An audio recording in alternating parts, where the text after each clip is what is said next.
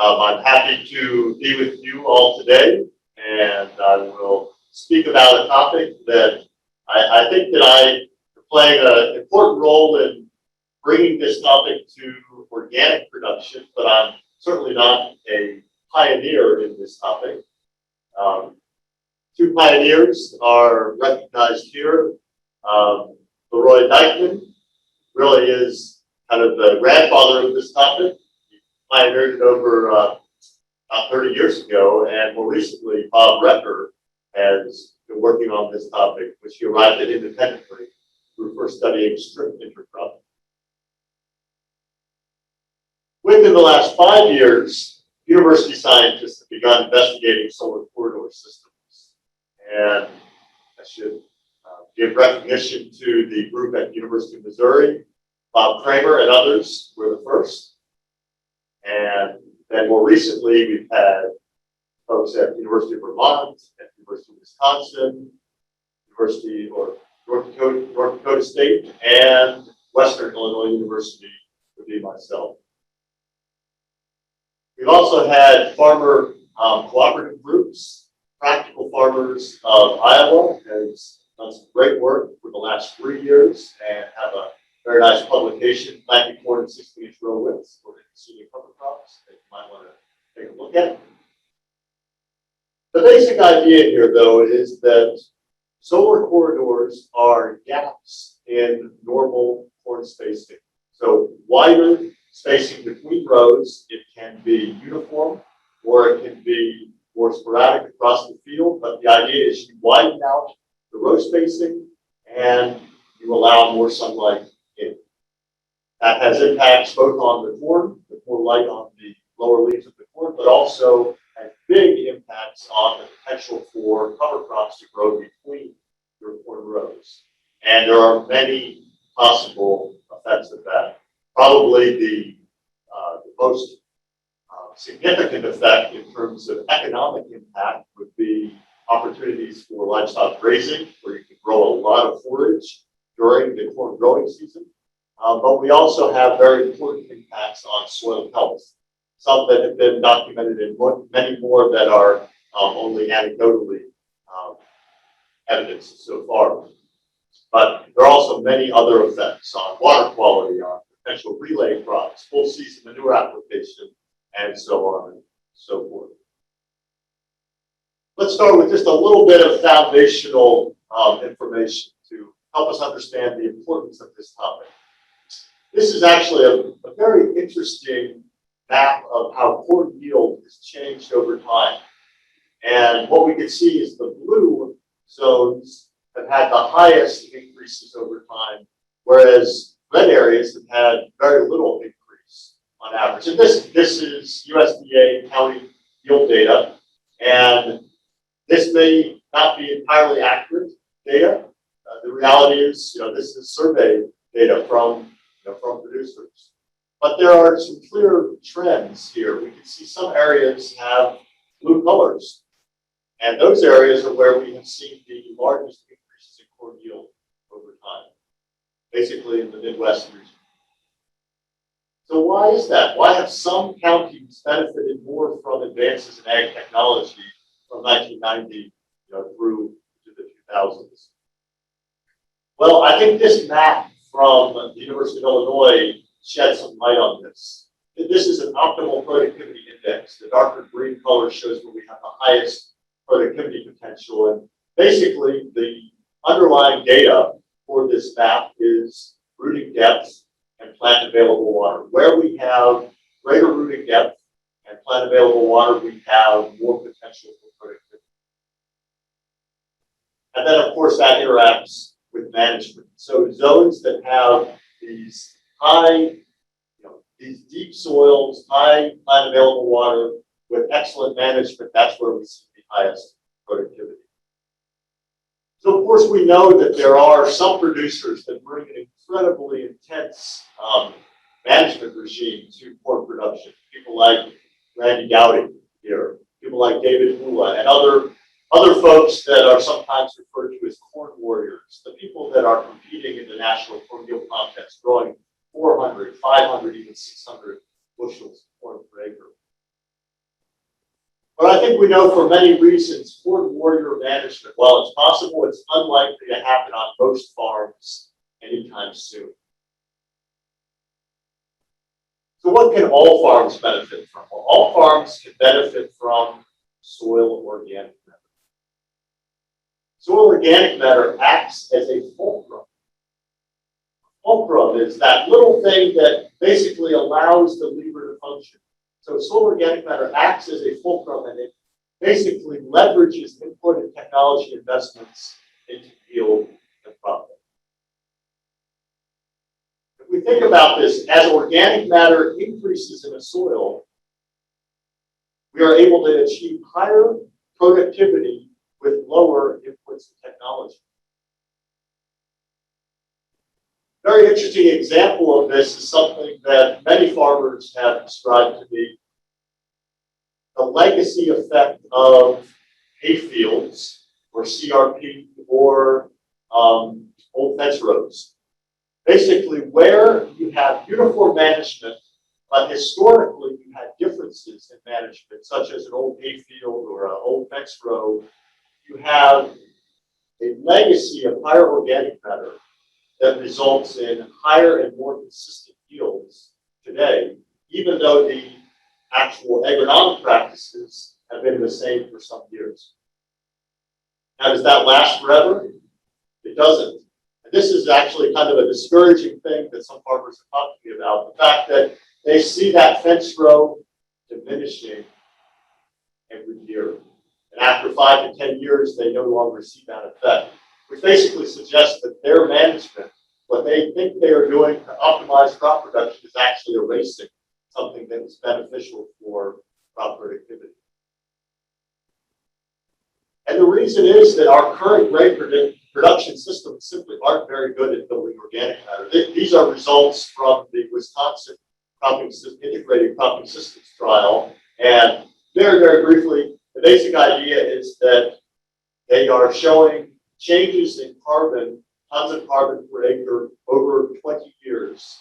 And really the only system that built carbon, that increased carbon over the 20 years, was the pasture system. Even corn with 3 years of alfalfa had a small deficit, and all of the grain production systems, including the organic production system, had a significant loss of carbon.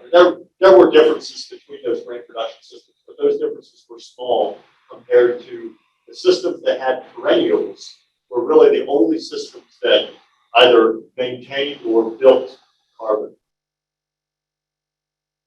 Here we have an interesting research article that discusses this basic concept that without perennials in our production systems, it's really very difficult to shift the needle on soil organic matter levels. When we start with highly fertile prairie soils, these are soils that the legacy of the prairie is that they had very high organic matter levels historically, and our current management, even high yield management, normally results in loss of carbon. So of course we can shift to perennials. There are perennial crops. That's a soil building option that currently doesn't appeal to very many farmers. So what can we do about that? Well, cover crops can perennialize our annual cropping systems, particularly if we are stacking our warm season crops with cool season cover crops, or cool season crops, like let's say a small grain with warm season cover crops. We can create nearly continuous root growth in our soils. That's perennializing the system, even if we don't have perennial species. So if cover crops can do this, are they currently doing this? Well, the reality is that cover crops are a minority practice. Most farmers aren't planting cover crops, and most of the cover crop acres aren't achieving their full potential because the cover crops are planted late and they are killed early, limiting their benefits. Just have to drag up the state that's shown in the red there. The brightest red color would be my home state of Maryland. So Maryland has had some very strong financial incentives for cover crops. So Maryland farmers are planting more cover crops than in other states. So how do we make a difference here? How do we make cover crops fulfill their potential? Well, I think the title here from this No-Till Farmer article says it all. We can open up opportunities with 60-inch corn or other configurations of solar corridor systems. What happens when we open up these row spacings is we get more light. So this is data from an Iowa farm, Jack Boyer's farm, and the dotted red at the bottom, that's showing the amount of light that was being received on the soil surface under 30-inch corn, and then the blue line is representing the light received between 60-inch rows. So obviously a lot more light is getting in 60-inch rows. And also from Jack's farm, you can see the big difference when the same cover crop mix was interseeded between 30-inch rows, very little biomass was produced, but there was greater than 10 times more biomass produced between 60-inch rows. Jack was one of the collaborators in a Practical Farmers of Iowa study that I referred to earlier, and here we see some interesting data that tells I guess I wouldn't say a discouraging reality, but it tells us a reality about 60-inch corn systems. Without significantly improved management, 60-inch corn will yield less than 30-inch corn. In most cases, 10 out of 15 side years, there were significant differences that were lower yields.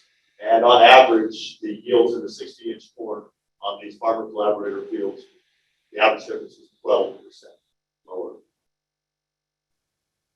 So what can we do about that? I mean, is that something that we have to accept, or with targeted management, can we maintain yield in our solar corridor systems? Cody Nelson with Soil RX up in Minnesota has put together some great information. I'm going to focus on some pieces of information, but this slide is from a presentation that Cody put together. When you are planting corn on 60-inch rows, basically half the number of rows of a 30-inch system, but you are packing the full population in, you have corn plants that are much closer together. Let's say you go from 7-inch spacing to 3.5-inch spacings between your corn plants in row. It's much more important that you have even emergence and very good seed placement. So your planter needs to be really well tuned, and you probably need to plant slower when you are planting these very high populations in row. The evidence is pretty clear that we need to keep near full populations. We can't plant 60-inch rows and have the planter transmission set the same way as if we were planting 30-inch rows, because we need to have nearly the full population out there that we would have with our standard row configuration. There are real benefits to indexing the fertility. Rather than broadcasting the fertility, if you can band nutrients right near the corn row, either pre-plant or side dress, both can work very well, but there is a real benefit to indexing. And hybrid selection is extremely important. Flex hybrids are better, but some flex hybrids are much better adapted than others. And in one of the projects Cody was involved with, they were applying 35 gallons for 28% side dress. That's more than 100 pounds of nitrogen per acre. So that's a major program. But corn plants that are packed shoulder to shoulder respond to that extra nitrogen. So what should our goals be for the corridor? If we want to plant cover crops to enhance soil health between our corn rows, what should we think about? Well, the number one way economically to make this work is to raise the cover crops, primarily would occur after your corn is harvested. There have been some attempts at using sheep in standing corn, but the basic idea is if raising is your priority, then you need to select species that will be a good grazing mix. When you open up your rows and have a lot more light coming in, you have real potential for nitrogen fixation that you don't have under the canopy of 30-inch corn. So because nitrogen fixation is such a high energy process, we really have much more potential for using legumes beneficially when we put them between widely spaced corn rows. We need to think about whether we want our cover crops to overwinter or to winter kill, or potentially both, and we need to recognize that we have many more species that can fit the system, so we can have much more diversity in a corridor that has more light as compared to under 30-inch canopy corn. You know that there just aren't very many species that can fit that system. Over on the right, I have an example of a cover crop mix. This is also from Cody Nelson Soil RX, and I haven't specifically tested this mix, but I want to emphasize a few things. Iron and clay cowpeas are a consistent performer. Most everybody who does solar corridor work uses cowpeas, and iron and clay are a very good cover crop species. They're a forage cowpea. The Midwest, they're not going to bloom until the very end of the season, and they won't produce any grain. But you can see this mix includes a mixture of cool and warm season species. The rates, the seeding rates, are not shown, but they actually were quite low, and the total cost per acre was actually only $18 per acre for the seed. Higher rates may be needed in fields that have higher weed pressure. A little more from this presentation from Cody Nelson. Here he's showing a configuration other than 60-inch. This would be where you have 2 rows of corn and then skipping a row, sometimes called 60-30-60. One thing to keep in mind is that you will have non-uniform distribution of cover crops. Even if you plant your cover crops uniformly, in between those corn rows, it's going to be dark. And so a few cover crops will establish there. So you will have a striping effect. There will be strips of cover crops across your field, and that may or may not have negative effects on the following crop. That's something just to keep in mind. He has identified here harder to plant, and I guess I want to question that.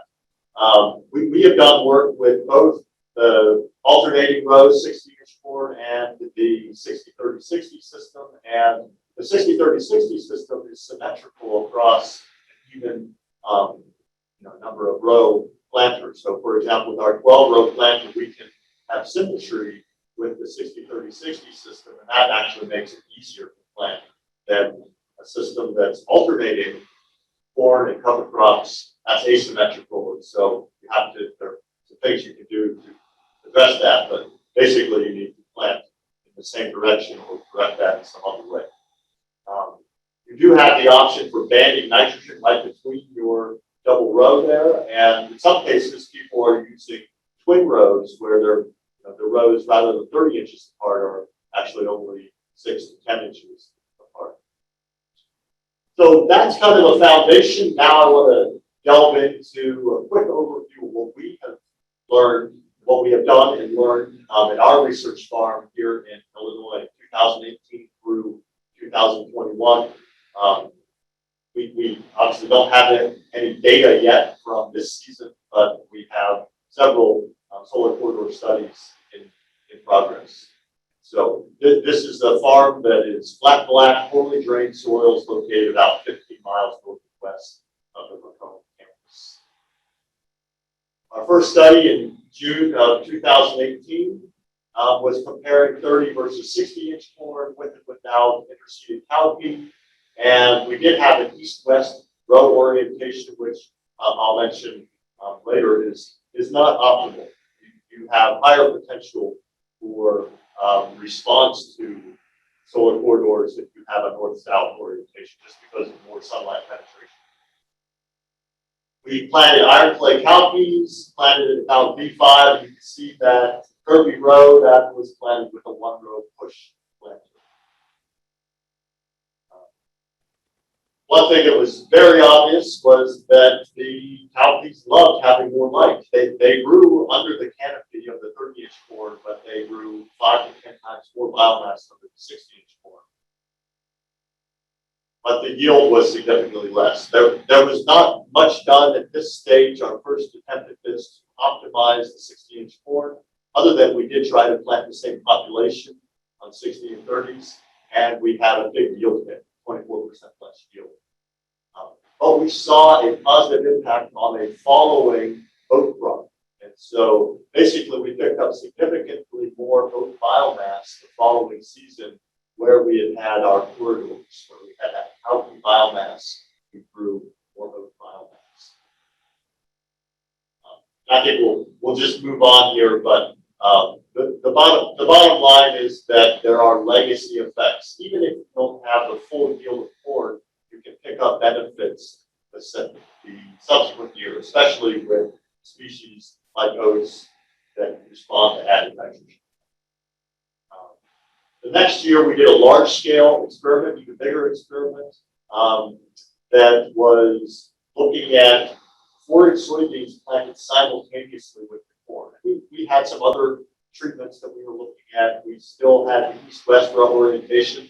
Obviously, some fields are much longer east-west, and so that's how we're going to plant them.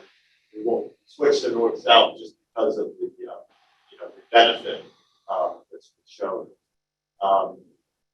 In this case, we had 2 rows of corn alternating with a row of forage soybeans, and we planted the corn at 45,000. That's our in-row spacing to keep a full population of corn. And then the beans, we were using bean discs in the corn planter, and so we dropped 128,000 for the bean population. What worked so well about this was we were able to have uniform management across the field. After we put in the different discs into the planter pass, it's just one pass across the field, and then our rotary hoeing and row cultivation. We did 1 rotary hoeing and one row cultivation. And so it's just very simple, uniform management. This is organic production. And see, here you can see now, over a month later, the crop is off to a very good start. We were able to have a very high level of weed control with those populations. Corn plants that are packed together just 4 to 5 inches apart, it's easy to control weeds. We had a yield hit, but it was a lower yield hit, about 13% less. And just very quickly, we had a nested nitrogen study, and we saw a significant response to that sidedress nitrogen. So our nitrogen program was not adequate. We could clearly benefit from more nitrogen. And the solar corridors responded more to nitrogen than where we had just the straight corn. And just emphasize that the yield boost from the sidedress nitrogen was greater where we had the solar corridors. So basically, when we pack those plants close together, they are especially responsive to extra nitrogen, which we didn't give, and which we didn't give for most of the field. That's one of the reasons why we still had that yield hit. The forage soybeans planted every 3rd row that season produced over 1,500 pounds of dry matter, which contained more than 65 pounds of nitrogen per acre. So not a full nitrogen program for a corn crop, but a significant amount of nitrogen was fixed during the corn growing season. The forage soybeans were shaded by the corn, so they produced about half as much dry matter as they might have produced if they didn't have the corn there. But they produced a lot of biomass, much more biomass than if we had planted a cover crop under 30-inch row corn. So last season, we had 2 solar corridor studies. We had one big study where we tried to really focus on optimizing factors to reduce the yield hit, and then we started a smaller study where we wanted to look at how we could use solar corridors as a long-term management strategy. We'll discuss both briefly. We did plant late, and the reality is that so far we have had a string of wet seasons which has prohibited us from planting earlier. And I think planting early is a key to fully benefiting from the extra sunlight. So that's something we haven't been able to achieve, but it's something that we strive for. At some point, we'll be able to plant our solar corridor studies earlier, and maybe we'll really see the importance. But what you can see here are some of the things we tried to do to reduce the yield gap. We tried to select a better hybrid, north-south row orientation, supplemental nitrogen, and we also looked at terminating the cover crop in August to see whether that might affect the yield. And here you can see some yield results. This is just from one rep. This was the rep where we used a way wagon, but the yield monitor results were similar. You can see that we did take a yield hit with the solar corridor system. Those are to the right, but our solar corridor system, where we took out the cover crop in August, it had a very similar yield to the straight corn where we didn't side dress the nitrogen. And the solar corridor where we let the cover crop grow all the way to the end of the season, we did have a yield hit. It was very, very dry last August, and so I think that's probably one of the reasons why there was that negative effect of letting the solar corridor cover crop continue to grow. Anyway, I guess one key concept to keep in mind, that 172 bushels of corn per acre was only on 2 rows out of 3. So if you consider what the yield was for the single row, actually we were, that corn was yielding equivalent to 258 bushels per acre. So there was a large response to that additional light. We also had an interesting effect on weed pressure. Overall, we had very good weed control in this field, but there was one weedy patch where we had a wet hole, one end of the field, and where we had the solar corridor corn with the higher population or the closer in-row spacing, we had much better weed suppression. The small-scale study is actually the same field where we did our very first solar corridor study, and the idea here is that we're planning to grow corn every year in this field, but we will move back and forth.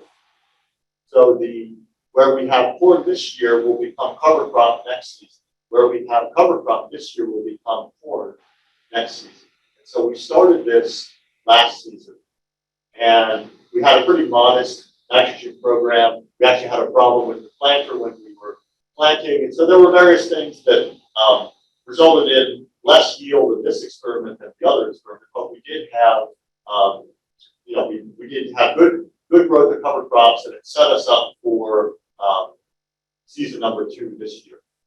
So this is just showing last year we were comparing 2 different cover crop programs. So low diversity was just forage soybean, high diversity was a mix of cover crops, and we did include sunflower in that mix, which we will not do again. That was just too competitive a cover crop, but the various legumes in the mix did, I think, play well with the corn, unlike the sunflowers that were just too competitive.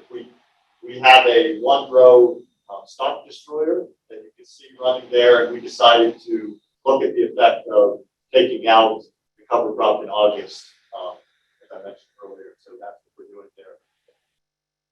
But that cover crop row that was taken out in August 2020 is now where we have the corn in 2021. And here you can see that this picture is showing actually last week where we had not applied any nitrogen to this field. We've now done a side dress application of nitrogen, and we'll probably do one more small application. After I put on the side dress application, the very next day it rained over 2 inches. And you can see in this picture, actually down near the back center, you can actually see water standing in the middle of this field. It has been a very challenging year for us production-wise because of so much excess rain. The cover crop mix in this is fairly diverse. We have a mix of cool season and warm season species. The dominant species are the cowpea and forage soybean. But you can actually see the buckwheat blooming. Very, very low rate of buckwheat. Only, I think, about 2 pounds per acre, but it's quite visible in this picture.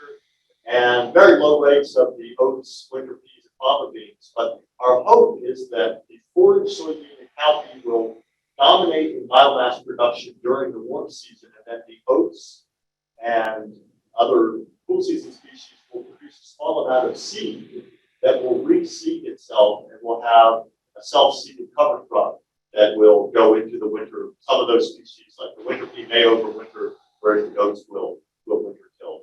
And then we'll come back next year and plant corn right over that cover crop row. So let me summarize what we've learned over 3 years.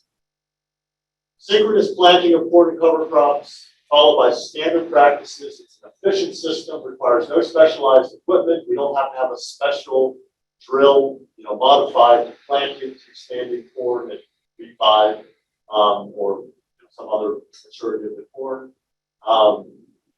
When you plant into solar corridors, whether it be at B5 or at the same time as planting the corn, you can produce much more biomass than cover crops interseeded into 30-inch corn. Many people have shown that. The crops following the solar corridors have higher yields. We've shown that twice. Configurations other than 1-to-1, also known as 60-inch, can work well. The very tight in-row spacing contributes to excellent weed control, which, of course, in organic production, weed control and especially in-row weed control can be challenging. And so anything that can give us better in-row weed control is valuable. Corn hybrids differ in how they respond, and so we really need to focus in on how to select the right hybrids. And as I mentioned earlier, late planting, which we also did this season. Late planting is problematic. It just reduces the likelihood that you're going to get a big response to additional light. So we will keep trying to plant early and see whether the weather cooperates. Our future research is going to work on, I think, primarily the piece of the story that we haven't focused on enough, but really is perhaps the primary subject matter of this presentation is the soil health part. And so we are starting to do more soil sampling and hoping to get a better understanding of how solar corridors, by growing that additional cover crop biomass, growing it for an extended period, maybe even warm and cool season, we should be able to enhance the microbial activity, enhance aggregate properties, and a number of other beneficial soil effects. Very, very briefly, I'm just going to mention that farmer innovation is really driving where solar corridor work is going. A particularly innovative farmer in Iowa is Eric Miller, and all I'll say is that he's been doing this now for several years, almost all of his corn acres in 2020, and having great success. And he has a Practical Farmers of Iowa presentation, the Farminar, he shared last January. It's an excellent presentation of what he's been doing. He's using twin rows on 60-inch centers. He's coming back with a modified drill and planting cover crops when the corn is already at, I think, about B4, B5. And that has been working very well for him. And then he has neighbors that have cattle that come in and they raise for the cost of the cover crop seed. This is a very symbiotic system for him. And what's really driving all of this for him is that he grows malting barley. And he needs that enhanced soil health to give him the higher quality barley that is so critical for malting. I'll just reiterate, the number one reason to do a solar corridor or cover crops in solar corridors is if you can graze those cover crops. So people who have done this with grazing have had probably the most economic benefit. So let's just wrap up with some key takeaways.